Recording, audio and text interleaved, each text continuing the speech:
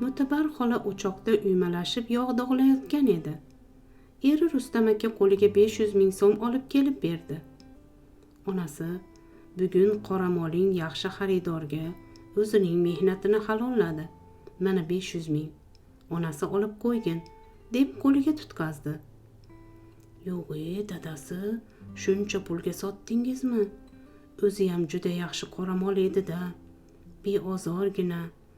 Mayli, o'zidan ko'paysin olacha, deb pulni erining qo'lidan oldi.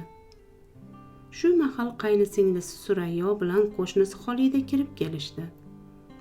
Mehmonlarni ko'rib o'choqning tagiga o'tinini bittasini qo'yib chiqib kutib oldi. Kelinglar, xush kelibsizlar, marhamat, deb supani ko'rsatdi. Ular bilan birma-bir so'rashib dasturxonga o'rindi. Qand qo'rs choy olib keldi. Qizini chaqirib oshga unnashdi. Qaynisinglisi joydan qo'zg'alib tahoratga bordi. O'choqdagi yog'ni ko'rib, tagiga bitta o'tin qalab qo'ydi-da kelib o'tirdi. Ha, yanga, yog' dog' qilayotganmidingiz? O'tin solib qo'ydim, dedi. Ha, qizlarga ishonmayman, chala dog'lashadi. Akangizni jig'ildonlari qaynaydi o'zi. Shunga qizlarga bermayman, o'zim qilaman. Olinglar, dasturxonga qaranglar, dedi. Surayyo, bu yil qizimni o'qishga qo'yyapmiz, yanga, dedi. Ha, yaxshi xushxabar-ku, qaysi o'qishga? Medkollejga. Xudo xohlasa, shunga oz pul qarz so'rab keluvdim, dedi. Mo'tabar opani tomog'iga bir nima tiqilgandek bo'ldi.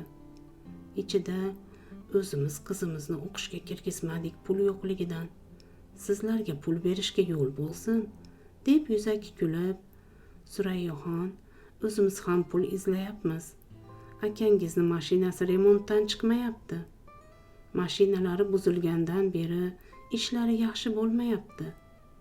Hozir ro'zg'orni 1 oydan beri zo'rg'a yurityapmiz, dedi. Surayyo, voy, akamni mashinalari buzildimi? Chakki bo'libdi-da.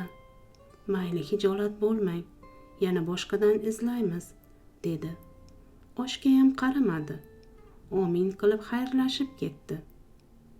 Xolida qo'shnisi ham bir narsani so'rashga chiqqan ekan. U ham tezda ketdi. Shu kuni pul butkul yodidan ko'tarildi. Kiyini sola mahallasiga marakaga chiqdi. Ertasiga Rustam aka, onasi, pulni 300 mingini bersang, ustiga olib borib mashinani olib kelsam, deb qoldilar. Mo'tabar opa joyida qotib qoldi.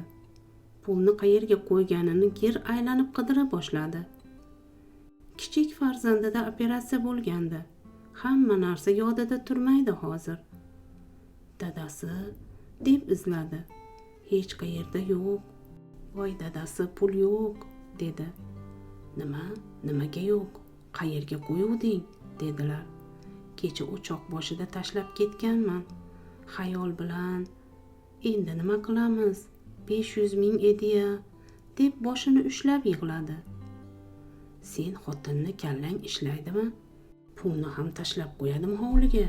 Shuncha pulni-ya, dedi.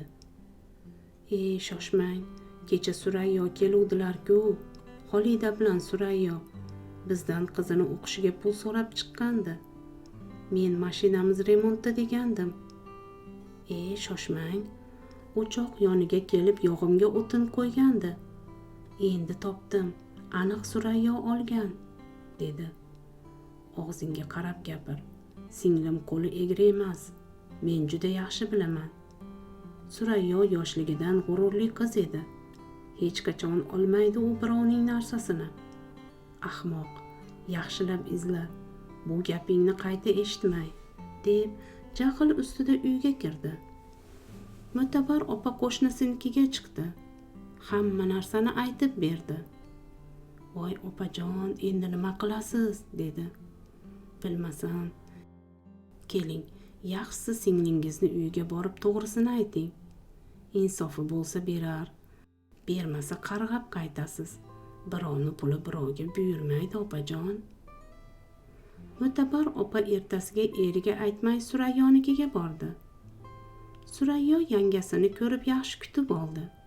Dasturxon yozdi. Hol ahvol so'rashdi. Suyunchi bering, qizimni o'qishga qo'ydik, dedi. Mo'tabar opa g'alati bo'ldi. Birovni pulini olib g'ururli emish, deb ichida yomon qaradi. Qancha ekan o'qishi, dedi. 500 ming berib kirgizdik. Mana endi meni qizim ham doktor bo'ladi. Kasalxonada ishlaydi xudo xohlasa, dedi xursandchiligidan o'ziga sig'may. Surayyo, o'sha kuni bizni uydan 500 ming yo'qoldi. To'g'risi, akangiz g'azabda. O'zingiz olib kelib bering, dedi. Nima, yangajon? Siz meni o'g'riga chiqaryapsizmi? Meni-ya? Xudo saqlasin. Men hech qachon birovni mulkiga yomon qaramaganman. O'lay agar, yangajon. Akam ham mendan ko'ryaptilarmi? Meni bilmaysizlarmi qanaqaligimni? Yangajon, och o'tirsam ham o'g'irlik qilmayman, deb yig'ladi. Shu pulni kim olgan bo'lsa, iloyo yaxshi kuniga buyurmasin. Amin, deb Mo'tabar opa chiqib ketdi. Oradan bir hafta o'tdi. Qizi tandirda non pishirayotgan vaqti pulni tandirda kiyadigan choponchaning cho'ntagidan topib oldi. Oyijon, mana pullar, deb yugurib bordi. Kim tashlab ketibdi ekan? Surayyomi? Deb shubhalandi. Shubhalanganimga olib kelib qo'yib ketdimikin, deb o'yladi. Surayyo akasi bilan yangasidan qattiq ranjidi. Mo'tabar opa ham pul topildi deb xursand bo'ldi. 7 kundan keyin Rustam aka avtohalokatga uchradi. Mashinasi bilan daraxtga borib urildi. O'sha kuni eridan ayrilib qoldi. O'sha yo'qolgan pullar qarg'ishi urdi. Yomon so'zga ham, yaxshi so'zga ham farishtalar amin derkan. Mana endi o'zini qarg'ishi o'zini boshiga yetdi. 3 bolasini, otasini, suyukli yorini qabrga qo'ydi. Surayyo kelib, jigarini ko'rib adoyi tamom bo'ldi. Gina kudurati bo'lsa ham, akasini o'limi unga qattiq ta'sir qildi. Yuragi tez-tez og'rib qoldi shu kuni. Mo'tabar opa karaxt bo'lib dod solib yig'lab qoldi.